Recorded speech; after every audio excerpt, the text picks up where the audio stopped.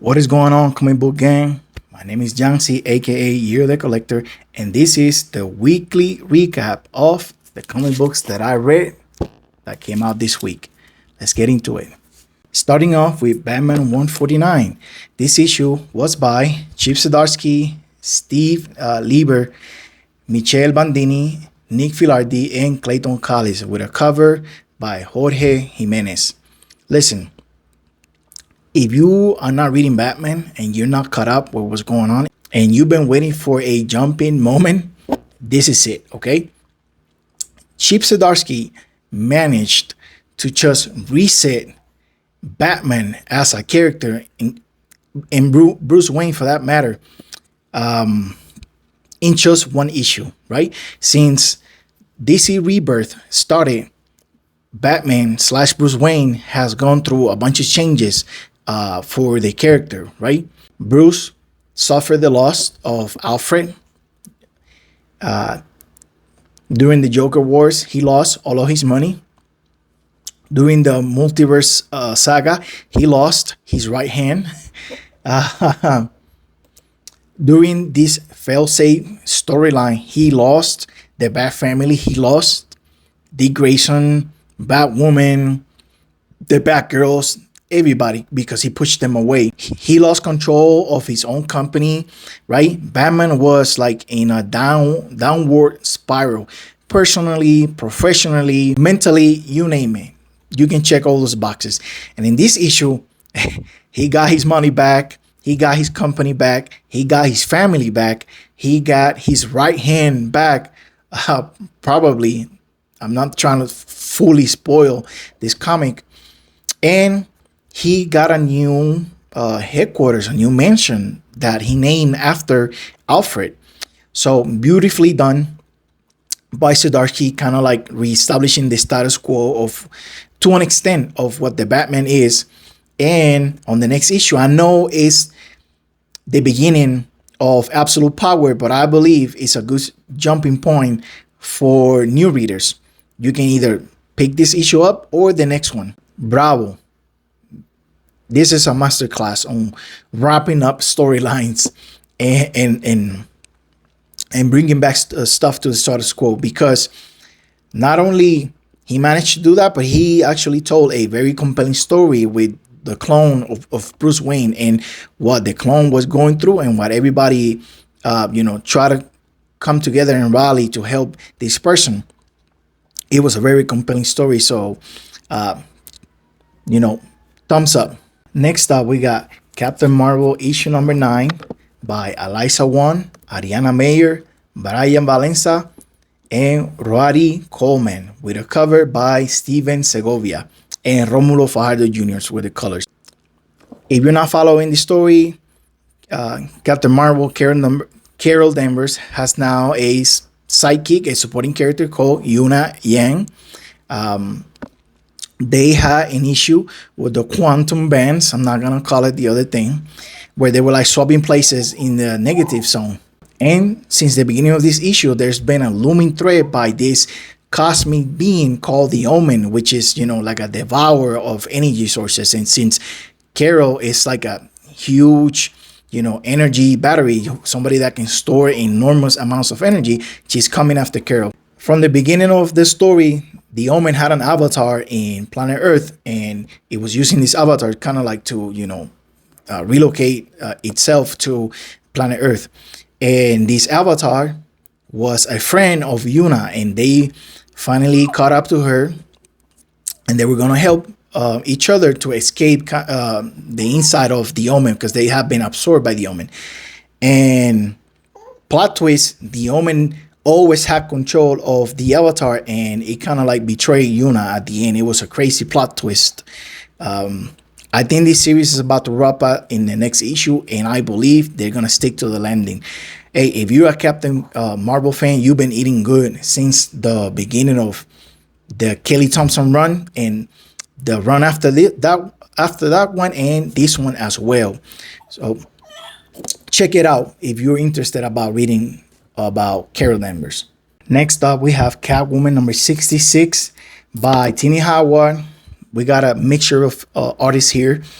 Carmine Di Giandomenico, he does the later half of the issue, and the first half by Ivan Chavrin. You have colorists there, Veronica Gandini and Tom Napolitano in the letters.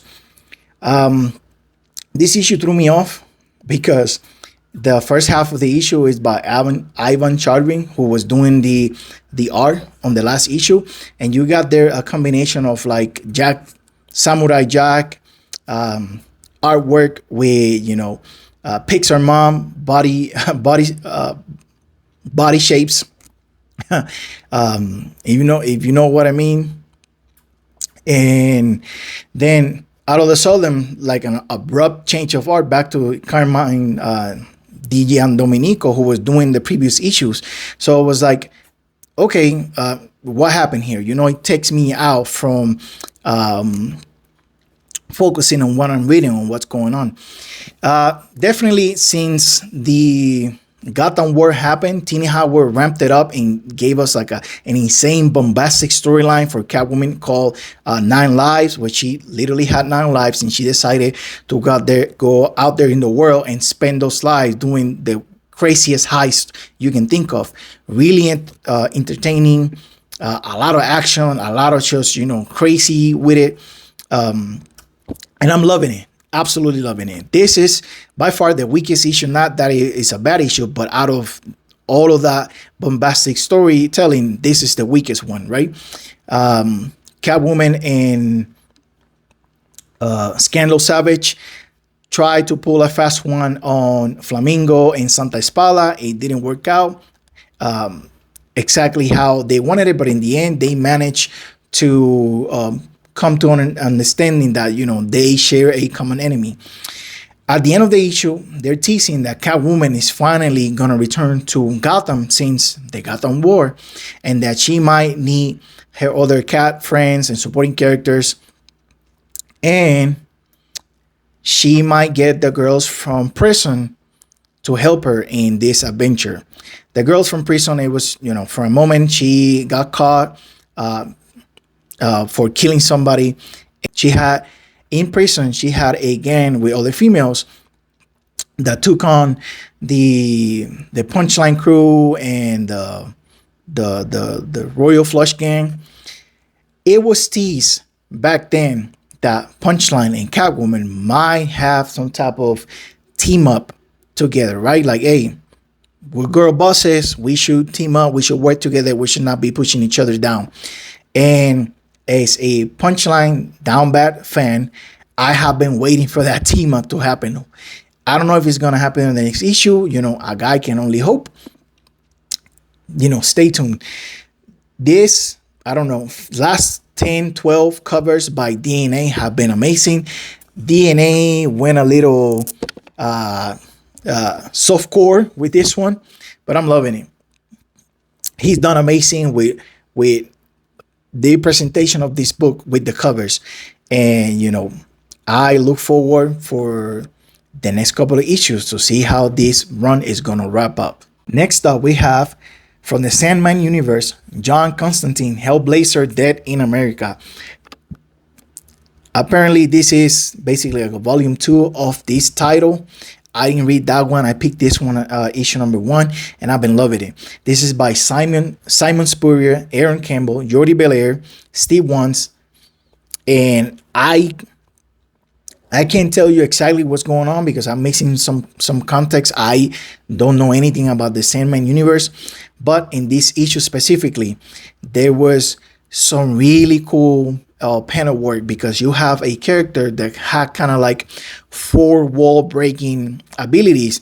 He was literally reaching from one panel to the other to like continue to tell the story in the book, and he has like some 4-dimension understanding of storytelling, and that was because of some of the sand from the magical dream sand from the Sandman. And there is a looming threat from the 3 spirits of I guess the USA that have been bothered since Constantine landed on America, number 1, and number 2, they know that Constantine is trying to help the Sandman regain his his amulets, his items of power, and they've been trying to stop him.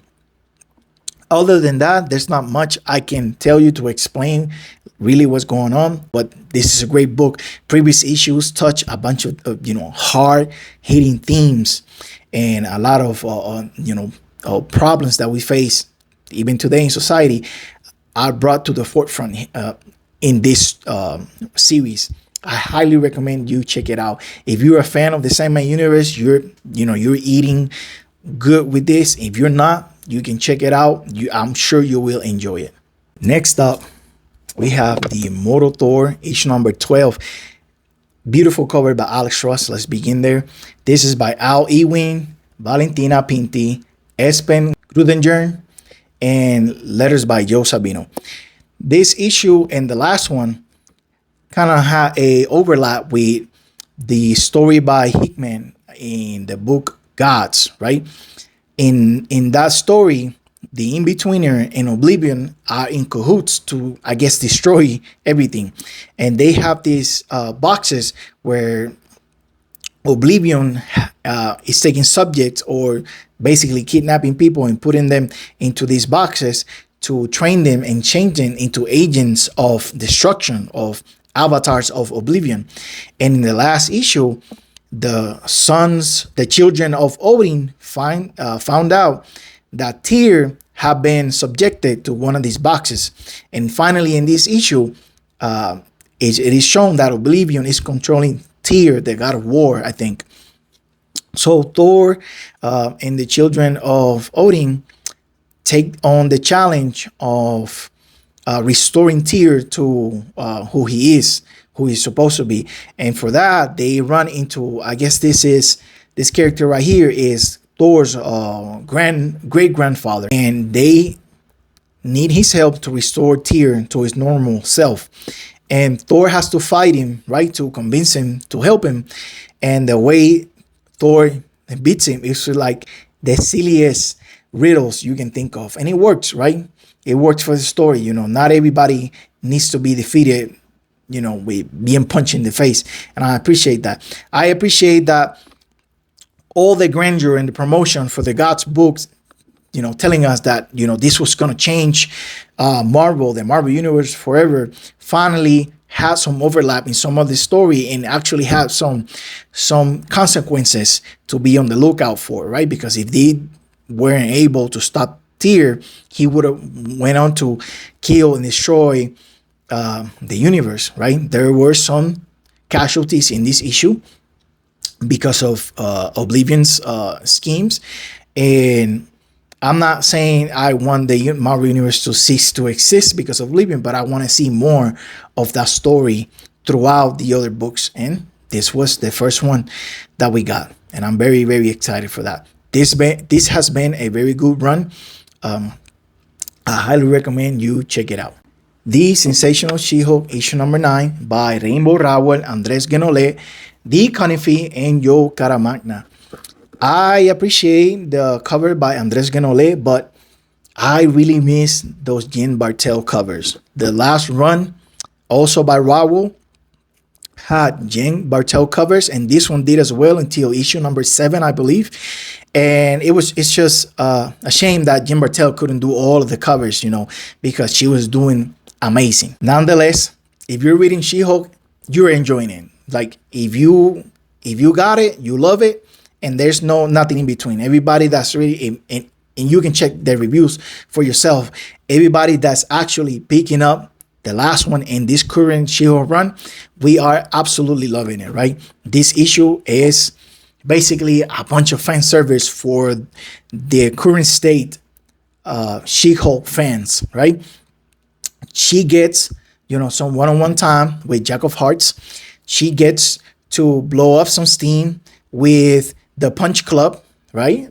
If you didn't know, She-Hulk, along with Titania and Volcana and The Thing and a bunch of others, they have a fight club that started in the previous run. And then after that, Carol Danvers, the chairman of the Avengers, pulls up on Jennifer and say, hey, come with me. We got to have that meeting.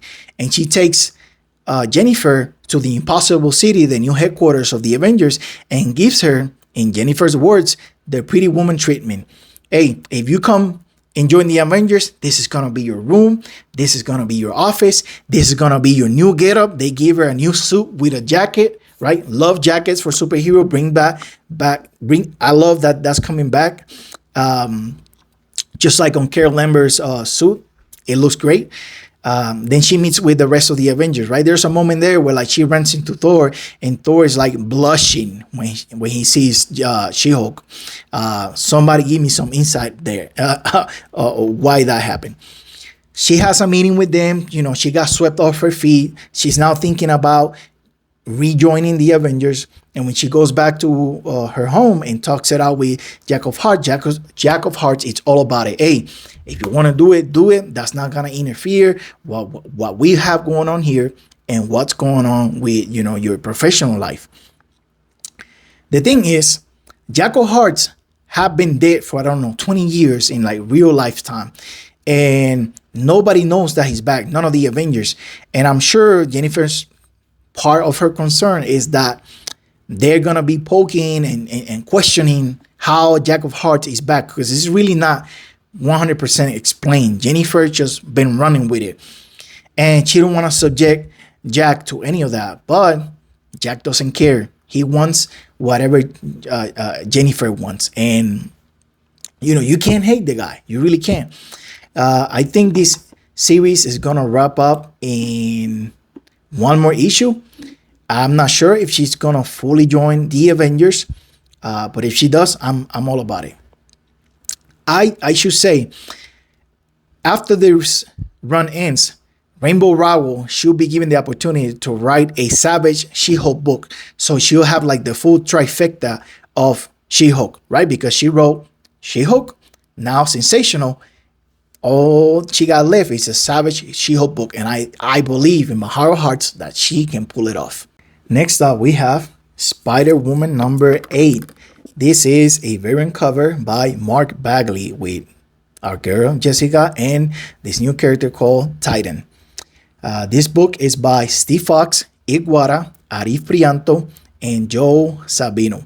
So in this issue, Jessica ran into Angar, a mutant, I believe, who has this like scream that induces people into hallucinations, and not necessarily, you know, makeshift hallucinations, but hallucinations with their own memories, right? And I can appreciate the fact that Steve Fox knows Spider-Woman lore, because she ran into Angar in her original series in issues 34 and 35, right? And she had to deal with his hallucination inducing scream. And at the end of their little scuffle, she became immune to his powers, right? If you want to know how and why, you can read, you know, issues 34 and 35. It's all explained there. But here, I see Fox's understanding of this character, because Anger is screaming at other people, and Jessica's there, and she's not affected. She doesn't hallucinate like everybody else. And that just tells me Steve Fox knows what he's doing.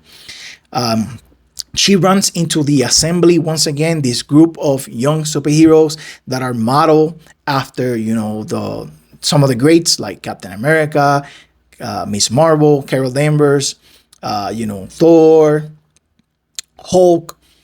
And she is, you know, now 100% convinced. There's no question about it that they actually work for Echidna, a front corporation for Hydra. And maybe they're not even aware, or maybe they're just naive because they're young kids. They're young kids. And she looked into them, and there's nothing about any of these children outside of what the corporation PR team has published on like their websites and social media. These kids didn't exist apparently before they came out as superheroes. So Jessica, of course, is intrigued. Maybe this has something to do with the last project Hydra was doing, where they were like kidnapping children and brainwashing them and turning them into Hydra agents. Maybe these ones are just not fully blown out there Hydra agents, but they're still working for Hydra. At the end, there's a plot twist that they show who Titan really is, and he is 100% in cahoots with Viper, Madame Hydra, basically. I know this book started because of what happened to Jerry Drew, the son of Jessica, being kidnapped and brainwashed into becoming the Green Mamba, a villain, a Hydra agent.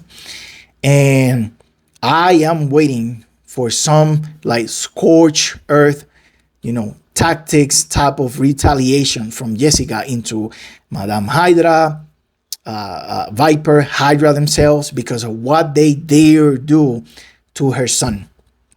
Hopefully we get something like that, because if you didn't know Jessica, she can be unhinged, and I'm waiting for that moment to happen. If it doesn't, this still been a really cool story.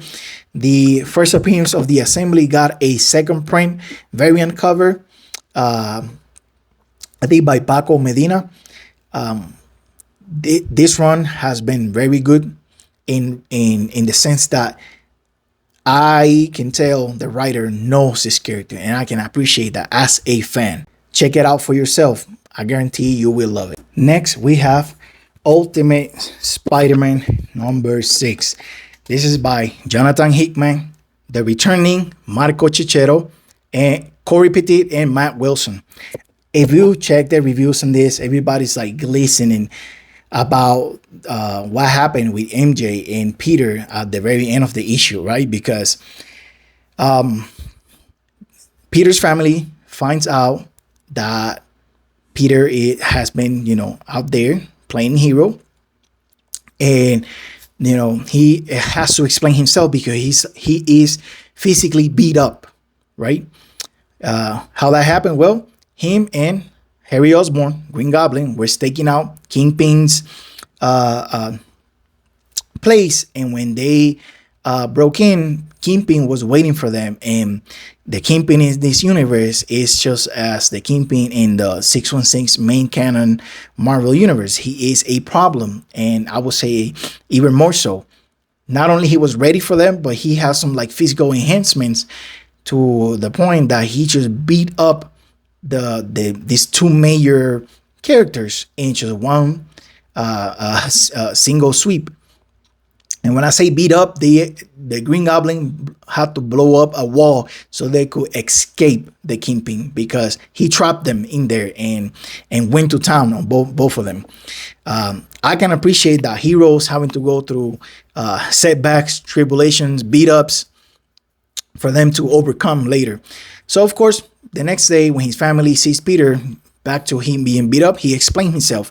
He had to come clean because his daughter already knew about it, and she kind of like let it out a little bit. So he came clean. It's like, hey, this is what I've been doing, but it's okay. How about, I got it under control. And he gave them some comfort, and they took his word for it.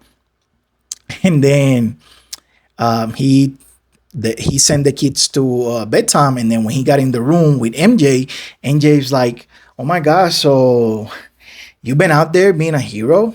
Is that why you are physically more fit? And she's like, oh my God, like blushing really hard, drooling over her husband, who they already have a great relationship prior to this. And this just like 100% spice things up between them. And at the end, MJ is the one who gives Peter the name of Spider-Man. So if you want to call this fan service, right? Because Peter got a family, Peter's friends with Harry, Peter's fighting Kingpin, Peter has a great relationship with MJ, with children, and they, things are, get spicy between them. Call it fan service. This is everything that the main Amazing Spider-Man book is not. And we love it. We love that about it. Hickman is cooking. If you haven't checked any of the Ultimate Universe comics, I suggest at least picking this one up. You will not regret it. And last but not least, we have Wonder Woman number 10. This is by Tom King, Daniel St. Pierre, Tommy Mori, and Clayton Collis. This issue was amazing. We had the return of Barbara Minerva, aka Cheetah, and she had a confrontation with Diana, Wonder Woman, and I appreciate so much the way Cheetah was reading in the story, because it is explained to us by the voice of the Sovereign that Barbara Minerva and Diana of Themyscira, they're basically destined to be enemies because of forces outside of their own control, right? The gods of one and the gods of the other continuously push them to be at odds.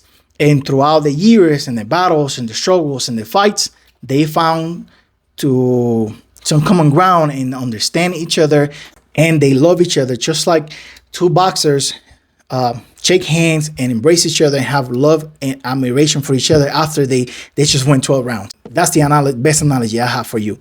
I appreciate that the Wonder Girls, right? Donna, Yara, and Cassie have their own voices and personalities throughout the series. However, I think lately, in their last couple of appearances, they've been delegated to like comedic or comic relief. And I think they could be doing so much more for Diana, for the overall story. So finally, they're all reunited with Diana and even Cheetah. And I guess they're about to like mount or rally together to come back and, take care of business. This is one of the slowest paced books on the shelf that you will find right now. It has a lot of the common Tom King tropes, but the art is doing the heavy lifting for the story. A lot of people don't know how they feel about this run, but they absolutely know that they are in love with the artwork. So they continue to buy it to see where the story is going to go. I'm not saying I'm necessarily on that boat, but I understand that perspective from the fans. Lots of high and lows, lots of hit or misses with a lot of the fandom, but this book continues to sell well for, many reasons. I suggest you check it out for yourself. That has been it for me this week. If you stuck around this long, make sure like, follow, subscribe, wherever you're watching this video. I want to thank you for watching. Let me know if you're reading, if you're enjoying any of these series. I would like to hear from you as well. Have a blessed day, and remember to read more comics.